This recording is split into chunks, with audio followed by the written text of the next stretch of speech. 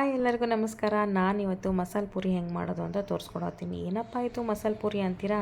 ಬರ್ರಿ ನೋಡೋಣ.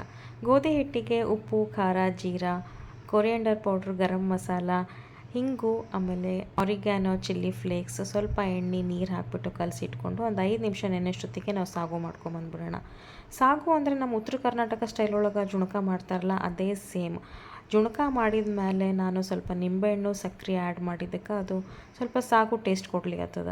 ಇದನ್ನು ನೀವು ಮಾಡ್ಕೊಂಡು ತಿಂದು ನೋಡಿರಿ ನಿಮ್ಮ ಮನೆಯೊಳಗೆ. ಇದಕ್ಕೆಲ್ಲರೂ ಫಿದಾ ಆಗ್ಬಿಡ್ತಾರೆ ನಿಮ್ಮ ಮನ್ಯಾಗ. ಅದಾದಮೇಲೆ ಈ ಮಸಾಲೆ ಪೂರಿ ಅದೆಲ್ಲ ಇದನ್ನು ಸಾಗು ಜೊತೆ ತಿನ್ಬೋದು, ಚಟ್ನಿ ಜೊತೆಗೆ ತಿನ್ಬೋದು, ಇಲ್ಲ ಬರೇದು ಹಾಗೆ ತಿನ್ಬೋದು. ಒಂದು ಪೂರಿ ತಿನ್ನುವಲ್ಲಿ 4 ಪೂರಿ ತಿಂತಾರೆ ನಿಮ್ಮ ಮನೆಯೊಳಗೆ.